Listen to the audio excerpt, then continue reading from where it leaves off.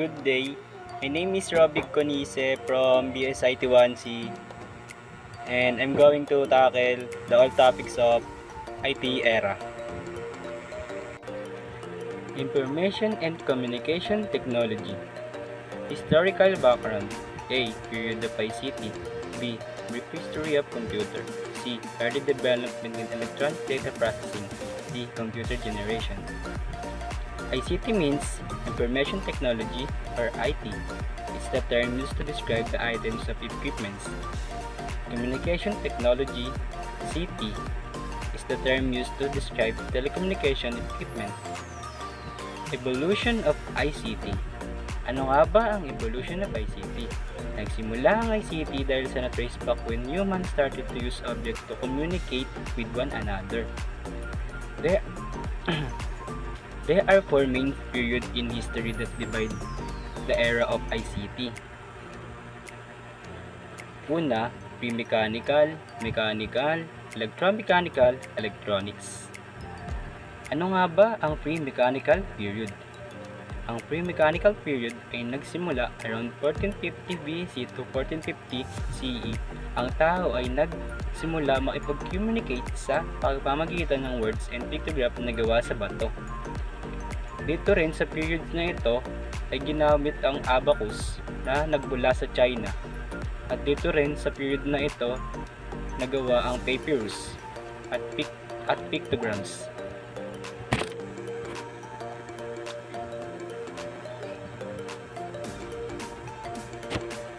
Mechanical periods. Ang mechanical periods naman ay nagsimula noong 1450 to 1840 at nagsisilbing tulay patungong pre-mechanical period.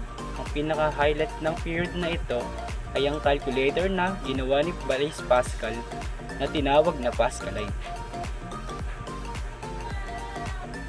Next naman ay electromechanical period. Ang electromechanical period ay nagsimula around 1840 to 1940. Sa period naman na ito ay gumamit na ng electricity para sa impormasyon. Gumamit din ng telegraph para matransmit yung information kahit nasaan ka o nasa malayo ka man. At gumamit din dito ng vacuum tubes. Electronic period. Ang electronic period ay nagsimula noong 1940 to present. Ang highlight ng period na ito ay nakapokus on the advent of solid-state device o electronic device. There are four main events found in this period: the late vacuum tube, the transistor period, the computer processor period.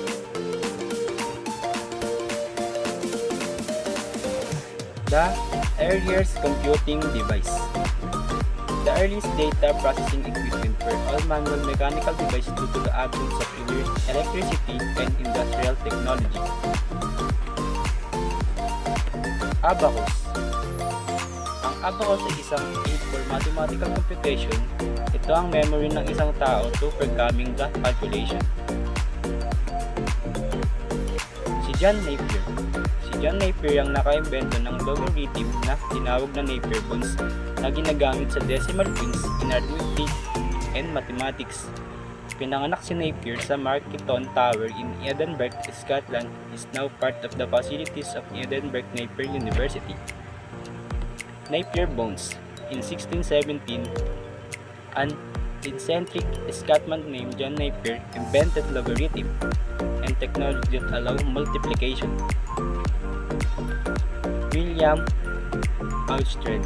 Si William ang nakadevelop ng slide rule in 17th century based on the emerging work on logarithm. Blaise Pascal. In 1642, sa edad na 19, he invented the Pascaline na tinatawag na Pascal calculator na tinawag din na arithmetic machine Pascaline. Gottlieb Wilhelm Leibniz, isang German mathematician at isang philosopher. Stephen Reckoner ay isang digital mechanical calculator na naimbento ni Gottlieb Wilhelm Leibniz noong 1672. Joseph Marie Jabot.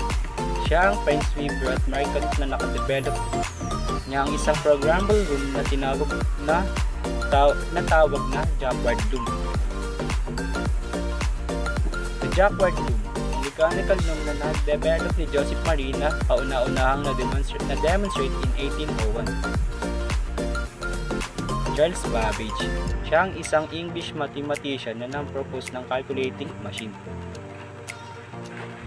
Ada Lovelace o Augusta Ada Byron Lady Lovelace, isa din siyang English mathematician, and Richard Chapley, siya din ng kauna-unahang programmer.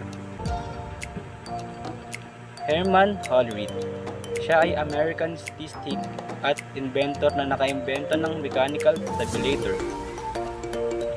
Hollerith machine, the first automatic data processing system.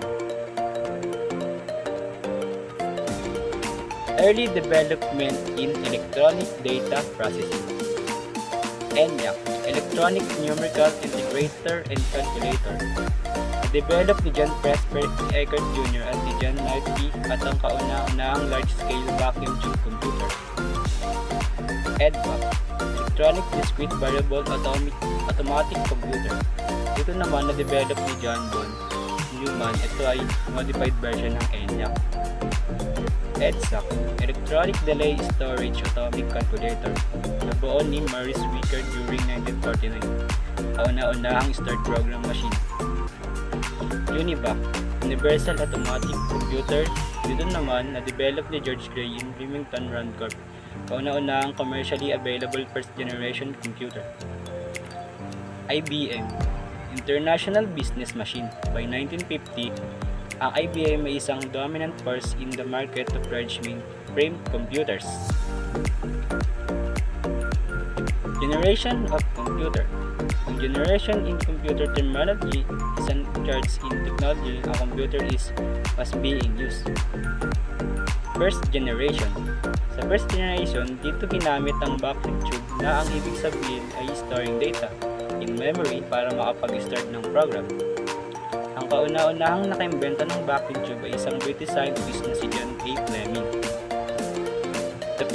The main features of first generation are vacuum tube technology, available, supported machine, language only, very costly, generate lot of heat, slow input. Second generation. Ang second generation, ginamit naman ng transistor. Kauna-unahang nakaimbento ng transistor ay si William Shockley. The main features of second generation are use of transistor reliable as compared to first generation computer, smaller size as compared to first generation computer, generate less heat as compared to first generation computer, consume less electricity as compared to first generation computer, faster than first generation computer, still every costly, ANC needed, support machine and assembly language. Third generation. Ang generation na ito ay nagawang integrated circuit. Ang nakaimbento ng IC ay isang German physics and engineer Werner Jacobi. The main features of third generation are ICUs, more reliable, smaller size, generated less heat faster, lesser maintenance, still costly, ANC needed, consume lesser electricity, support high-level language. Fourth generation. Very large-scale integration. Sa generation naman na ito ay nagagamit ng C++ database at iba pa.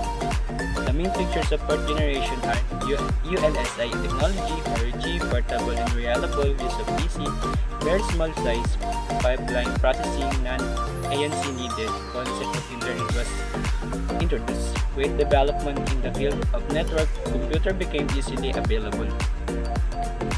Fifth generation. Sa generation na ito naman ay present and beyond ang artificial intelligence. Dito nagsimula na gumawa ng computer na nakatulad ng behavior ng tao. ICT and everyday life. Education. Sa panahon ngayon, ginagamit na ng mga estudyante at ng mga teacher para mapabilis ang pagkuha ng information sa pamamagitan ng mga computer. Banking. Ang computer ang nerve center ng banking system sa buong mundo. industry, ang computer ay ginagamit sa mga facilities sa production at pag-control ng mga system. E-commerce, nakakatulong ang computer sa pagbebenta ng mga gamit, para mapabilis ang pagbebenta. Positive and negative, faster communication speed. Dito napapabilis ang pag-receive ng mga impormasyon sa pamamagitan ng cellphone at iba pang gadget. Lower communication cost. Dito naman, hindi mo na kailangan ng private messenger to deliver message. Gumamit ka na lang sa computer na pagbibigay ka ng sulat. Reliable mode of communication. Dito naman ay magagamit mo ang computer sa reliable mode of communication. Effective sharing of information. Dito naman, madali mong i-share ang mga ideas sa pamamagitan ng computer at iba pang gadget. Paperless environment. Dito naman ay ang ICT technology ay bumuo ng isang paperless environment at makakatulong ito sa ating communication sa pamamagitan ng email and online chat. Wireless communication. Dito naman, ang communication hindi nakakontrol ngayon dahil madami na ang gumagamit ng cellphone at computer. Pwede mong ma-text ang mga kaibigan mo kahit nasa ibang bansa ka pa. Social problem. Ito naman ay mayroong negative effect sa paggamit ng ICT tulad ng brand identity, theft, pornography, hacking at iba pa. Health problems. Dito naman kapag nasabahan ka sa paggamit ng gadget ay maaari kang magkasakit. 10 major parts of computer: case, memory, hard drive or solid state drive, video card, motherboard, processor, power supply, monitor, keyboard and mouse, optical drive, DVD. Case. Ang case ay isang cabinet o isang enclosure na kailangan maingatan ng mga personal component ng computer. RAM or random access memory. Ang RAM or random access memory ay tinatawag na read-write memory. Hard drive. Ang hard drive ay naman ay isang stores of all of your digital content katulad ng mga documents, application, picture, music, videos, program, application, preference, and operating system represented digital stored on hard drive. Video card or graphics. Ang video card ay isang graphics na kailangan ng isang CPU para gumanda ang graphics at kung paano gamitin ang pixel on the screen to create the image. Motherboard. Ang motherboard naman ay isang backbone upang pag-enahin ng computer component. Processor. Ang processor naman ay isang instruction and processing power of the computer at para maging mabilis ang computer. Power supply. Ang power supply naman ay ang nagsusupply ng power sa system unit. Computer monitor. Ang computer monitor naman ay isang display information in pictorial form.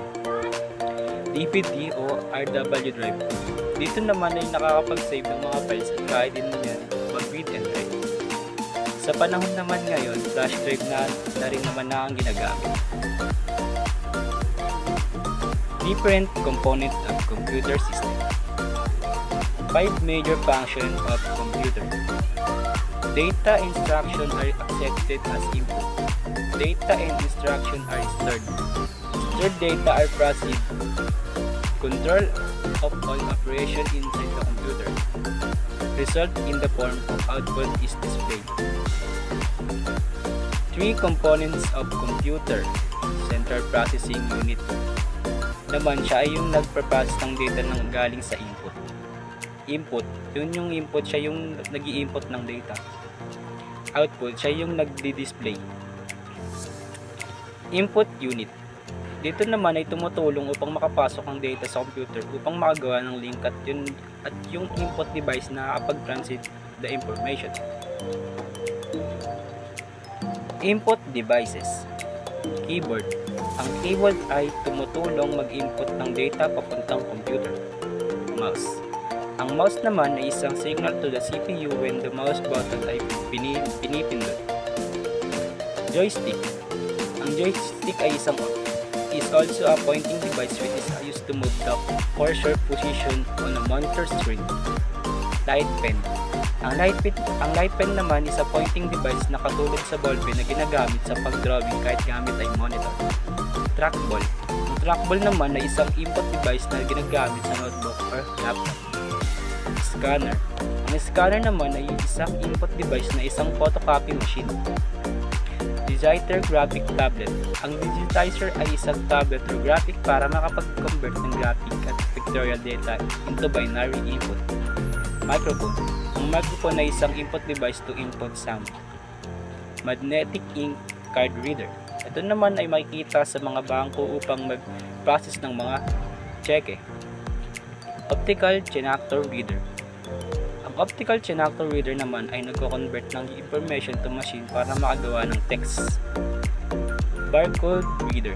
Ang barcode reader ay isang device na ginagamit para makabasa ng codes. Optical mark reader. Ang special type of scanner used to recognize the type of mark. Three components of CPU. Memory unit. Ang unit na ito ay nakapag-store ng instruction data at intermediate result. Input unit. Nakapag-input ng data. Control unit. This unit control the operation of all parts of the computer. Arithmetic logic sequence.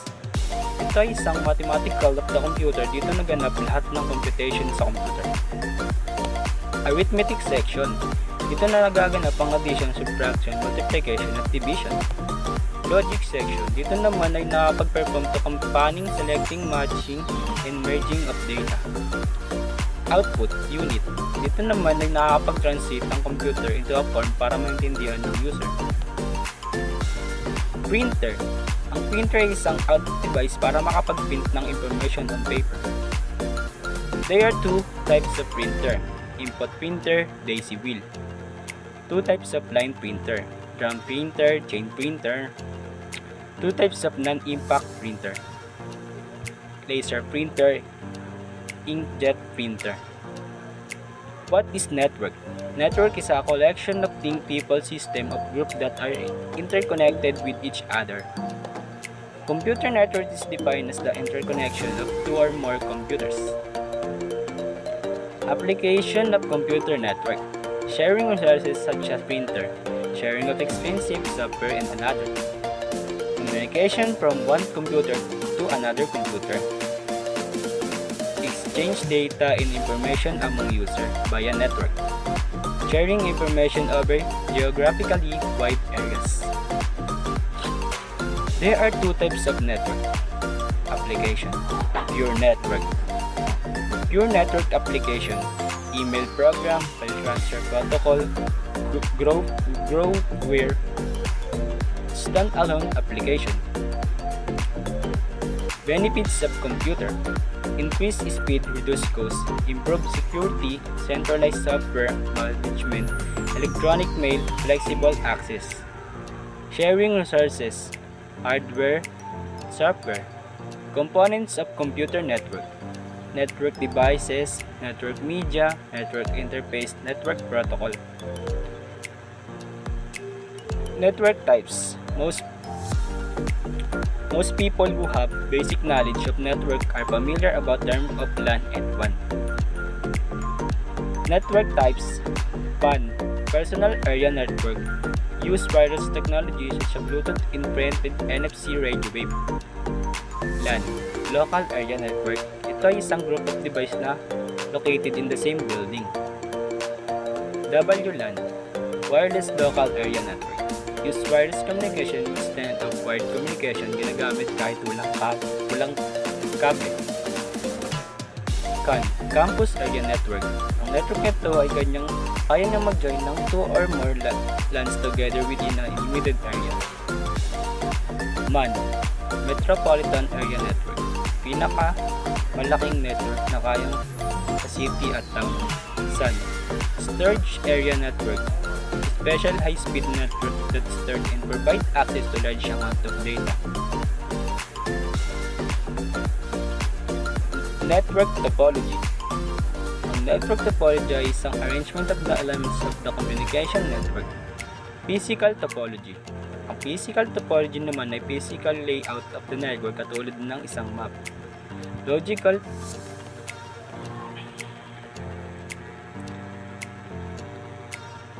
bus topology. Ang bus topology ay isang linear transmission cable.